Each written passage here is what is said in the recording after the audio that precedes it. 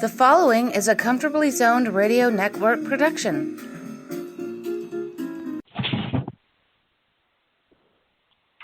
Hello, everyone. This is Rob Deininger with Comfortably Zoned Radio Network, and I'm here with Jack Degrew, and we are talking Yankees baseball. How you doing, Jack? Good. How are you today, Robert? Not too bad. I woke up this morning, looked at the standings, and Yankees are in last place in the American League East with a 6-11 record and 5 games behind the first place Boston Red Sox. I didn't think this would be the case this early in the season. No, for a while there, I thought it was 1991. Yeah, it's just I mean, I've never seen a team where, there's always a couple of players who are struggling, but to see a whole team struggle at the plate is something new, at least in a very long time. Yeah, I mean, the Yankees haven't had anything like this for such a long time, and when you have so many hitters who do the same thing, and just everybody is going through terrible slumps, and I mean, you can tell some of the averages, Robert. It's really bad.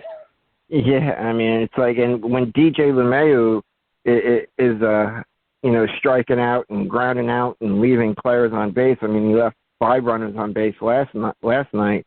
You're in trouble. I mean, because he's someone he got the nickname the Machine for a reason. He's a hitting machine, and he's off to it. I mean, even though he's batting .276, he's still struggling.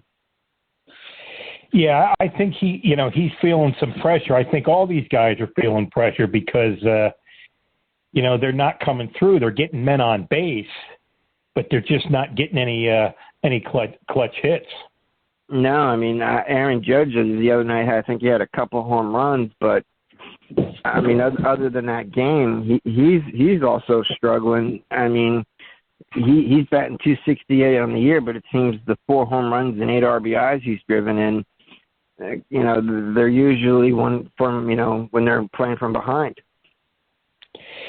Yeah, and I mean, the concern, you have all the strikeouts, and I mean, you got guys in the starting lineup who have 1 RBI, 3 RBIs, and, they've played, 17 games, and, they're just not doing the job. They're just not hitting at all. No, and the last few games, Boone has tried mixing and matching the lineup. He's even sat Aaron Hicks. He's batted Urshela in the 3rd spot. He's trying to find something to get the lineup going. But, I mean, guys like Gleyber Torres batting 186, Stanton batting 158, Hicks batting 154, Sanchez is batting 200, and he's striking out 2 to 3 times a game now. I mean, guys they're just not hitting. It's unbelievable. They're just not hitting.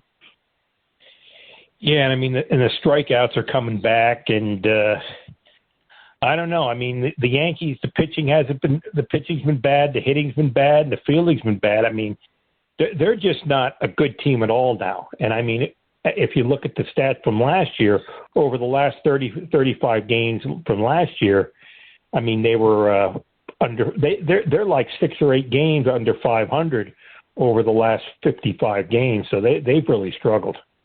Yeah, and Stanton leads the Yankees in strikeouts with 21, and then you got Frazier, Hicks, Judge, and Torres with 15, and then you got LeMahieu and Urshela with 13, followed by Sanchez with 12. And those 12 by Sanchez, I know he had 3 last night and a couple the night before, so he's been striking out recently, and he's starting to look like the Gary Sanchez of last year at the plate, at least this past week. Yeah, I mean, it's not a good thing for the Yankees, and it's not a good thing for him because, we've mentioned before, Robert, I think this is it for New York. If he has a bad year this year, I think, I don't think we'll see him in pinstripes, and the Yankees got a lot of decisions to make salary-wise because, if these guys aren't producing or they get hurt a lot, I mean, you want to sign them to long-term contracts. Yeah, and I was even thinking last night, I wonder what George Steinbrenner would be thinking right now. He'd be all over the papers with what he had to say. I mean, he'd be rolling over in his grave right now.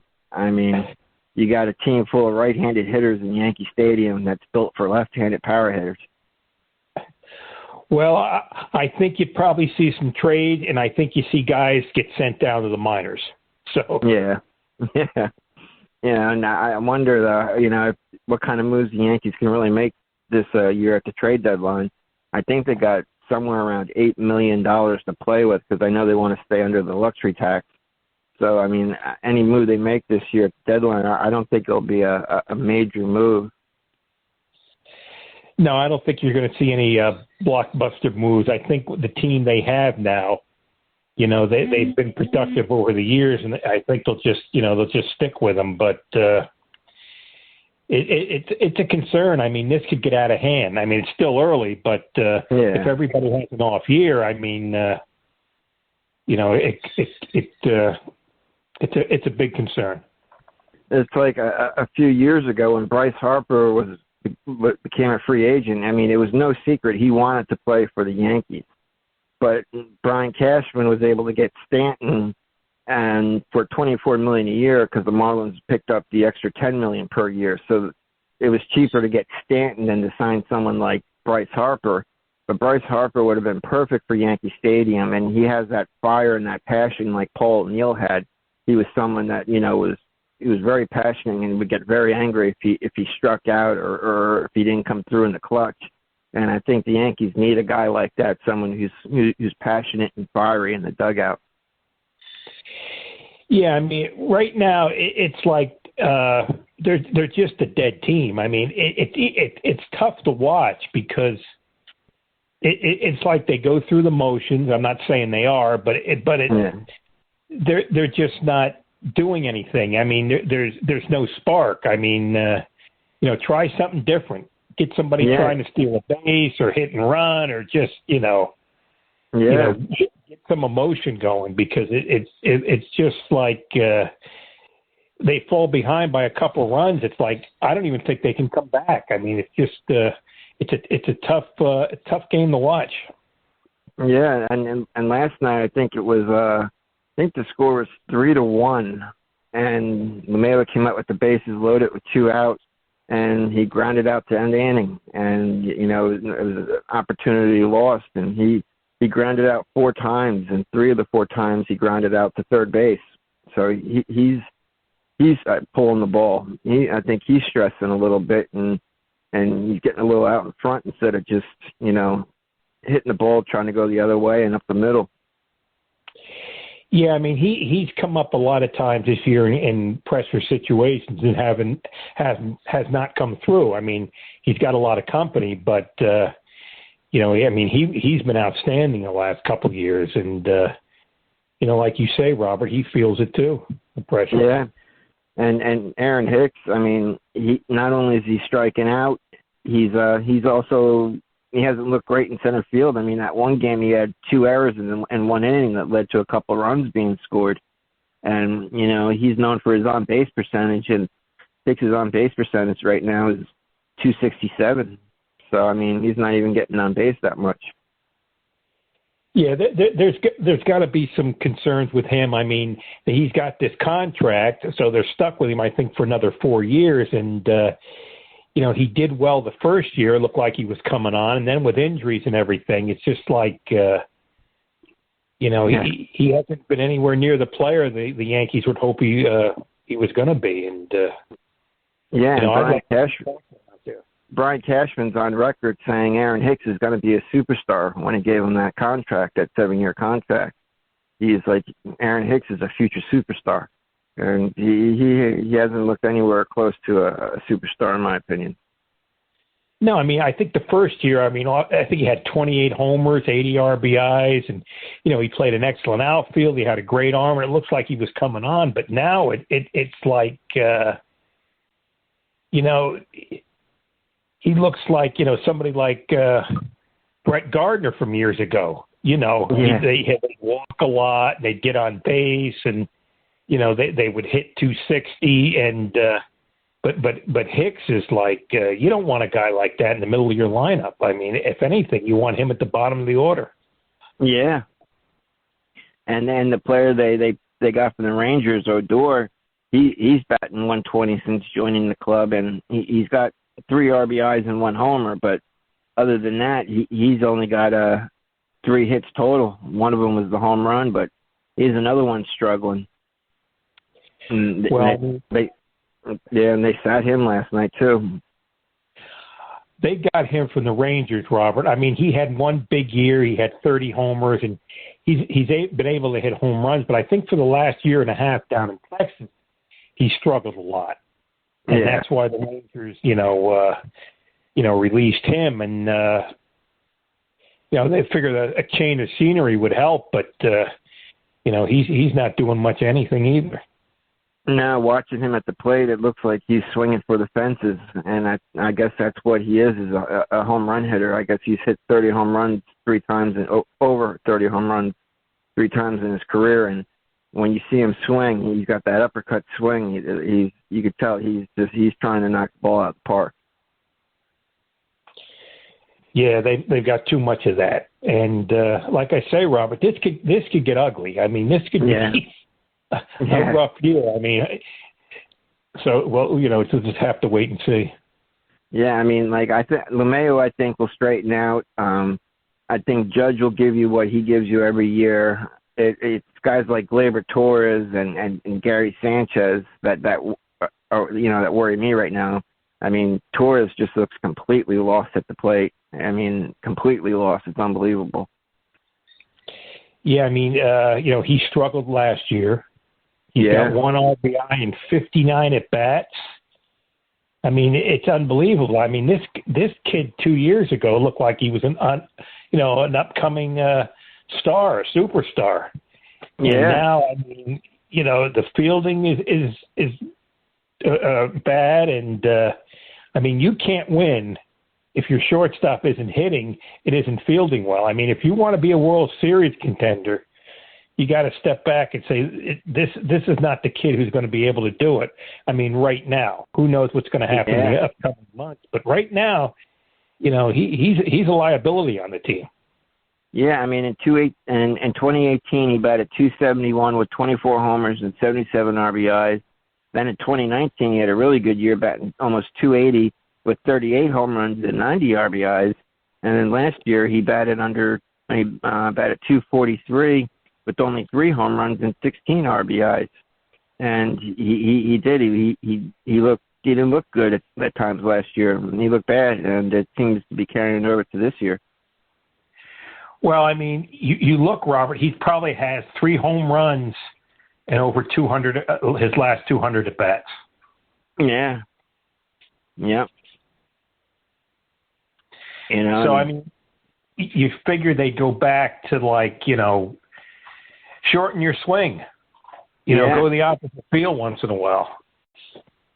Yeah, and I think if it continues like this, you might see something have to change, like firing the hitting coach. Yeah, I mean, you might have to do something like that just to send a message to the team. Yeah, I think that's a good possibility. I don't think you're going to fire Boone. No. But you got to make somebody accountable. Yeah, and we got Germán pitching tonight, and Montgomery, Cole, and Talon pitching the series against Cleveland. So Montgomery and Cole's been their 2 best pitchers, and Talon looked pretty good his last outing. So hopefully, maybe our pitching can turn around this series, and maybe our hitting can follow suit, and maybe we can get on a little bit of roll against Cleveland and Baltimore. Because then after that, we got 3 games with Detroit. Yeah, I think right now you have to win series. You have to win.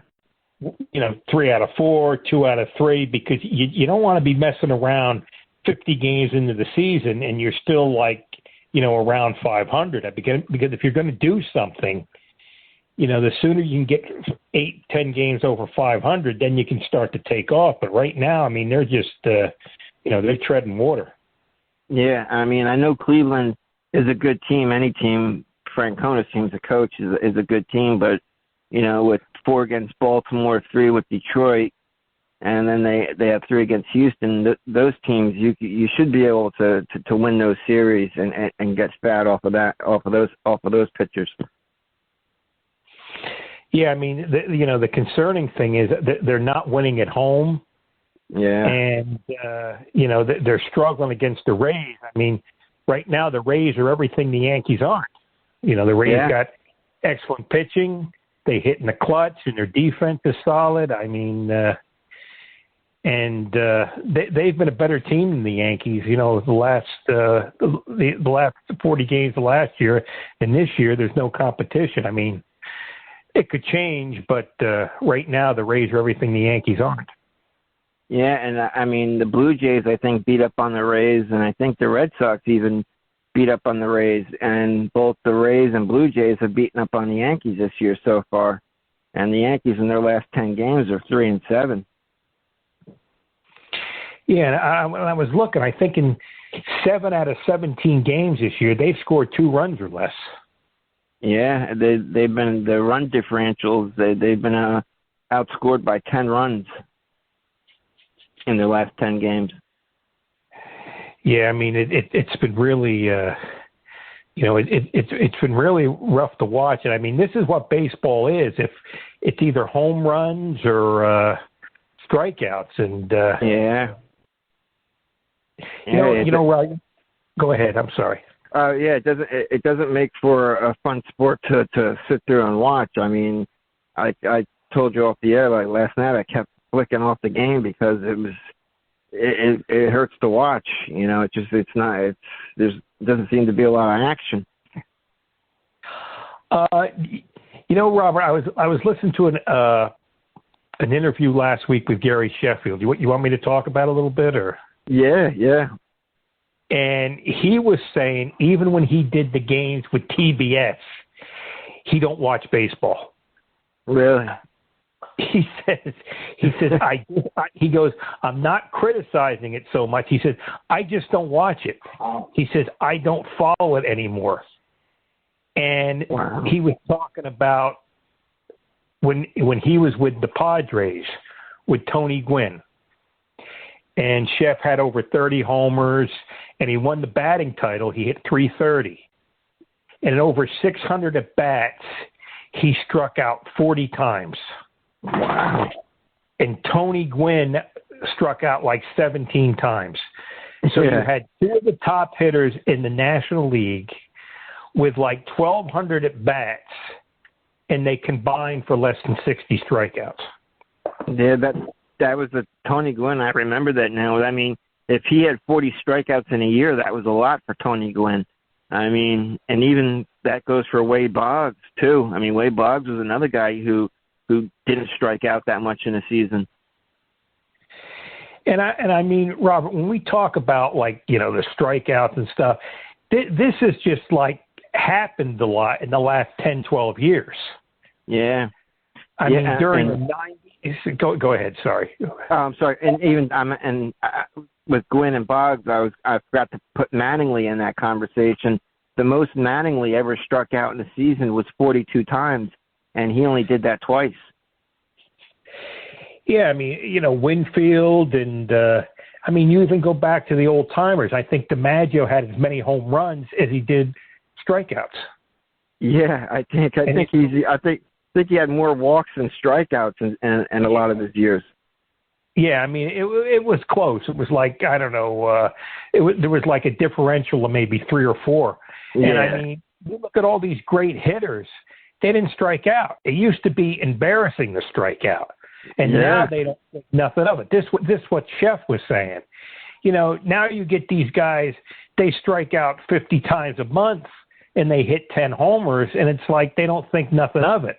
And it's like even a home run has lost its value because it happens so often, and it's just accepted, well, I'm going to hit a home run, I'm going to strike out. Yeah. And what was I going to say? I lost my train of thought there for a second. No, but remember Rob Deere, how bad he was at striking out? He'd strike out over 200 times a year, and it was always a big deal. And now you're right. It seems like strikeouts it's no big. It seems like it's no big deal among teams and GMs. It's as long as they're hitting home runs, they'll deal with the strikeouts. And another thing, I mean, I'll just give you for instance, like I think it was Saturday, the Rays and the Yankees played. There was 51 outs. The Rays won the game. 27 of the outs were strikeouts. So, I mean, one of the reasons why the games are so long is nobody can hit the ball. Yeah. And I mean, like, go ahead, Robert. No, I was going to say, with the extreme shift on, players don't even try to go the other way. They don't even attempt to try. It blows my mind. Yeah, I mean, like, if you put a ball in play, maybe somebody makes a nice catch in the outfield. Somebody makes some good defensive plays. So there's things happening on the field, but when everybody's striking out, there's, like, nothing going on. No. Yeah. And it's true. I mean, I've lost interest over the last several years because, I mean, it just the game is changing so much. I mean, like records, baseball, I mean, they're the sport known for their records. And with the age of analytics, we're not going to see records being broke anymore. I mean, we're just not. Well, I mean, I seen something today, like I think there's been 45 shutouts in the major leagues. The average is, the lowest it's ever been at this point of the season. And the strikeouts are way up and the home runs are way down. And it's just a tough game to watch. I mean, it's not any fun to even turn the games on. Yeah. Oh, and I think it was Corey Kluber, not the start last night, but the start before. He was pitching pretty good, and Boone pulled him after the fourth inning, or in the fourth inning, and they were asking him after the game, could you have kept pitching? And he's like, that's not my decision to make. And they asked him, would you like to have kept pitching? And he's like, that's not my decision to make. But you could tell he was upset that he was pulled after just 77 pitches. And that seems to be the thing with the Yankees. Even if the pitchers are struggling a tad, they're pulling them. It just seems Boone's quick to pull the pitchers right away before the fifth inning. Yeah, I think one of the things is, they have so many pitchers who's missed so much time that really, how many innings or pitches can they give you? I mean, and what's going to happen as we get later in the season? Yeah. I mean, I think you push them as far as you can and hope for the best. That's my mentality. I mean, you got a couple of guys that could, like Loaiza, Garcia, and King that could fill in if you have to. But I think you got to see what these guys can give you. Yeah, I mean, right now it looks like it's a poorly designed team. Now it could all change, but yeah. Right now it's, you don't know what's going to happen. Yeah, and I hate the schedule rest, like, when they rest Aaron Judge or Stanton and it was his scheduled day off. It's like it's April, it's the beginning of the season. Do you really need to rest your best players, especially when you're struggling? I mean, that's the other thing I hate about analytics. A guy could have a great game, and then the next day he's sitting because, he was scheduled to rest today. I'll never get used to that. I'll hate that. And another thing, Robert, the last couple of years, I mean, Judge and Stanton have got a lot of rest. Yeah. They spent a lot of time on the injury list. Yeah. I mean, and something like Mike Trout, he doesn't miss a game. He plays every single game. And they were mentioning a couple of other players around the league who don't miss a game. They play every game, and it just seems like the Yankees, they rest their best players as often as they can. Well, I mean, they need these guys in the lineup because who's stepping in for them is not hitting either. So yeah. I don't know. I hope I see Frazier in the lineup tonight because, like I said, he looked good at the plate last night, the best he's looked all year, and hopefully, if he turns the corner, he can help out. You know, you don't want to be sitting him if he's ready to take off. No, I mean, we keep talking about it. He needs these 500 at-bats. And if you have to put Talkman in there in center field, or even put Brett Gardner in there as your center field and left, and just leave Frazier in left and, let him play every day and see what he can do. Yeah, and right now the Yankees, their big problem is finding someone who can actually bat in the third hole, because Hicks is, like I said, he's batting 154 and striking out, and they've tried Gardner there, and he's batting 214, and they put Urshela there for one game, and I think he did all right. And Urshela's actually been one of their better hitters, along with LeMahieu and Judge. They're batting. Yeah, Urshela's batting 276, LeMahieu 277, and Judge 268. They're their three best hitters on the year so far.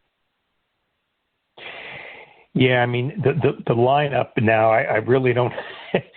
They've had a lot of trouble at the third spot, and it might be time to just, shake things up. I mean, if you want to shake things up, maybe you put LeMahieu in the third spot and have Judge that needle. Something crazy like that. Yeah, and Stanton, I know he's struggling, but he's been like that his whole career, where he'll struggle for a week and then all of a sudden he goes on a home run barrage. So I think Stanton, he's struggling now, but I'm confident he'll come around and hit his home runs. It's just a matter of when. Yeah, I mean, no, I think Stanton, if he gets these at bats, he'll produce. But they need Voit back, or I don't know, Robert. There's a lot of question marks. Yeah, because even when Voit gets back, it's going to take him some time to get into some baseball shape, playing shape. So I mean, God, I just hope we finish April strong and get on a roll in May. Otherwise, come June, if we're still around 500 in June, we could be in trouble. Yeah. I mean, you don't want to start off like 15 and 25, because then you got to play great just to get mediocre, and you don't like to say crucial, but I think the next 2 or 3 weeks are very important. Next 15, 20 games. Yeah, and I think Toronto, it might actually be a better team than people thought they were. I mean, that Steven Matz, who they signed, who is with the Mets, he's been brilliant so far for them. So I mean, their pitching's been good, and that lineup they have a lot of young, talented hitters. So I mean, Toronto could be a tough team this year. I think tougher than people thought. And I think Tampa is going to be Tampa. They're going to be up there fighting for first place. So the Yankees got to make sure they, stay with those guys, not let them get too far ahead. Yeah, I mean, we were talking even last year about the Jays and stuff. I mean, you could see that coming on with all those great young players they have, and we kept mentioning they could get some pitching, and right now they've got some pitching. And the Rays, I mean, I got great respect for them. I mean, what they do over there is just incredible. I mean, it's their scouting system and the way they develop, they spot talent is just incredible. Yeah, and what their payroll's like, something like $37 million, something like that, and what they're able to squeeze out of their players is remarkable. And when you watch them, I mean, every single guy hustles. I mean, whether it's a grounder to the pitcher, they're running hard to first, they're diving after balls. I mean, they play hard. They compete. Yeah, they got players who are hungry. Mm-hmm. They play with a lot of passion and stuff. I mean, they don't have the big names, but they got players who appreciate being in the big leagues, and they just, they bust it. And, it's just a shame, they're still arguing down here where they're going to play. And so, but, they want to put a new park in and St. Pete.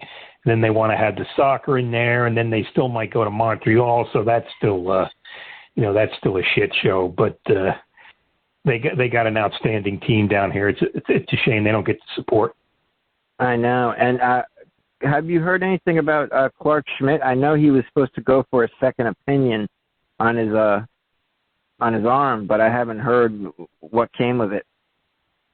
No, I haven't heard anything. I mean, everything's kind of hush-hush with the Yankees with the injury, so... Yeah.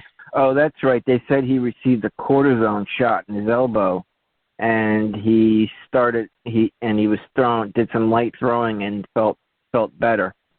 Schmidt will be out for quite a while as he landed on the 60-day injured list.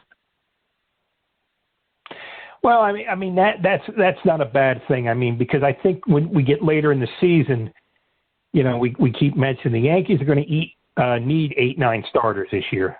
So I mean, the pitchers we have now in April, come August, it might be a whole different thing. Yeah.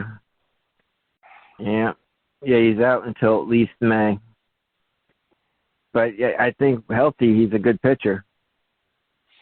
Yeah, well, he'll get his shot later in the season because you don't know how long, Kluber's going to hang on, or Telion, or Germán, because they've missed a lot of time. Yeah, and I think you'll be seeing them go to a 6-man rotation soon. And when they do, I think Garcia is the first guy they're going to bring up. Because like I said, he pitched the other day against the Phillies at the alternate site, and he pitched, I think it was 4 1/3 scoreless innings. So he looked good. Yeah, well, it's good they're down here. The minor leaguers are going to start in like 10 days. So, it's good they're getting some action, and, people across the country at least be able to go and see some live baseball. Yeah, and tonight the Yankees play at 6:10 the game starts in Cleveland. Boy, every year they start early. I remember when I grew up, Robert, they used to play at like 8 o'clock. Yeah. Then it was 7:30. It was 7 o'clock. So. I can remember being a kid with the little radio in my room listening it to Under My Covers. I always had to be in bed early when I was little, but I loved listening to the Yankee game. Yeah, the games when I was growing up, the night games were 8 o'clock. Yeah. And they would be done by, like 10:30 at the latest. And then it changed to 7:30. Then it changed to 7. And now they might be starting the night games at, who knows, 4:30. And Germán said he worked on his fastball command while he was down at the alternate site. So if he can be a little bit more better with his fastball commands, he has the secondary stuff to put hitters away. So hopefully, if he has a good game tonight, that's going to be a big plus for the Yankees. But he needs to have a good one because the pitcher he's going up against is having a good year so far to start out. Well, maybe with them getting on the road, the bats might pick up because this is like the late 60s all over again. Yeah. Man. Yeah, I don't remember. I can't remember the last time I seen, the Yankee team this bad except for the early 90s. And like 91. Yeah, from 89 through 92. And then, in the late 60s, in 1968, nobody could hit. And you had, I think the league average was like 212 or something, 220. And, but they didn't strike out as much. And now, that's what makes the games longer. I mean, the guys don't put the ball in play. I mean, Yeah. And I just can't believe we're 5 games out of first place to the Red Sox. I mean, the Red Sox are supposed to be awful this year, and they're 6-4 in their last 10 games, and 12-7 on the year so far. Yeah, I think they had an 8-9 game winning streak. I mean, granted, it's still early, but you don't want to fall behind. You don't want to spend a lot of time just getting back to 500 and catching the team in front of you because you have to play great just to be mediocre, and that takes a toll. Yeah, and the Red Sox in the last 10 games have scored 27 more runs than their opponents. So they had a good week. And the Yankees, you're right, they're 4-7 at home and 2-4 on the road. Yeah, and they played teams in their division, so that's another thing. And so they're at Cleveland, at Baltimore, then they come home to Detroit and Houston and Washington. And that'll bring them to May 9th.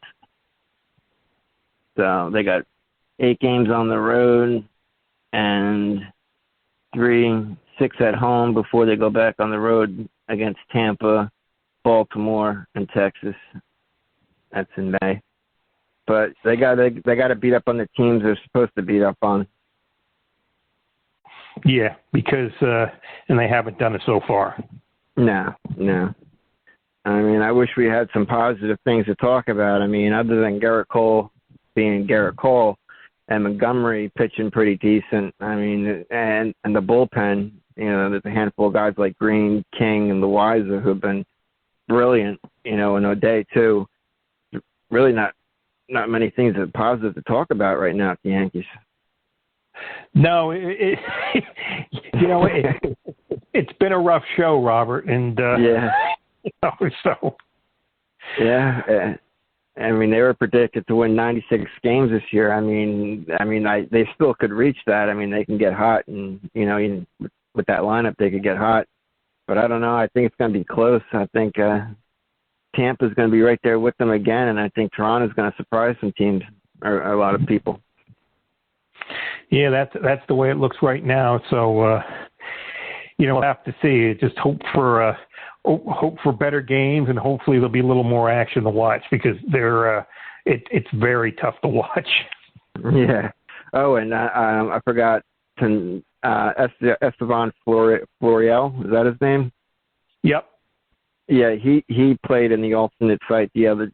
He's been playing the last couple games down there they had, and he's looked really good. He had a home run, I think, in one game and a couple extra base hits.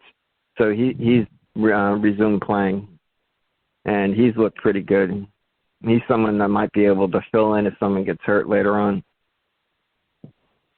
Well, that's good. I mean, I know they're playing down here at in Tampa at Himes, but they don't let the fans in, so there's not really much info I can give you because I can't go to the games. Yeah, and the thing about the Yankees, I mean, it seems like they lack team speed. Their defense isn't that good. And so, I mean, if they're not hitting, I mean, bad hitting, bad fielding, and bad base running, I mean, it's not good. They need to hit in order to win. Well, the way they're going now, that's why I think I'd like to see a guy like Talkman in the lineup. He can steal some bases and he can play the outfield, and he's not a home run hitter. He can hit home runs, but he'll try to do other things. And maybe he'd be a nice guy and maybe throw him at the top of the lineup just to see what he can do. Yeah, I mean, I remember the days when Ricky Henderson, he'd get on first base and he would drive the pitcher nuts, and I think we could use a little something like that. I mean, getting on, stealing a base, maybe dropping a bunt when the team's not expecting it, just putting pressure on the opposing team's defense, because it seems like all they're doing is trying to go up there and hit the long ball. And I think the Yankees would be better off right now if they try to put some pressure on the opposing team. Yeah, whatever they're doing, the analytics and the formula is not working. What's been going on for 20-some years, it's not working this season so far. Yeah. Well, hopefully next week when we talk, Yankees, will be 7-3 instead of 3-7 in their next 10 games. Yeah, hopefully we'll have something good to talk about. Yeah, I mean, it's usually a great, a lot of fun to talk about the Yankees, but lately it's been kind of rough. Yeah, and Cleveland, they're a tough team, so this could be a tough series, but I think if we can get through Cleveland and then Baltimore, I think we could be all right. But where's Cleveland? Cleveland's actually what's Cleveland's? They're 8-8, but the pitcher they're facing tonight's having a good year so far. He's 3-0, and his last outing, he threw 99 pitches and threw a shutout. So the Yankees have a tough pitcher ahead tonight. Well, hopefully they can turn it around. Yeah. Same time next week, Jack? Yep. Hopefully we'll have more some good stuff to talk about, Robert. But it's always a pleasure to talk to you. Oh, same here, Jack. And to all the fans out there, we'll talk to you next week. Take care. The proceeding has been a Comfortably Zoned network production. You are advised to keep your dreams wet, your humor dry, your children and grandchildren out of military recruiting offices and off the laps of clerics who wear dresses. Thank you for listening, everyone. Happy trails.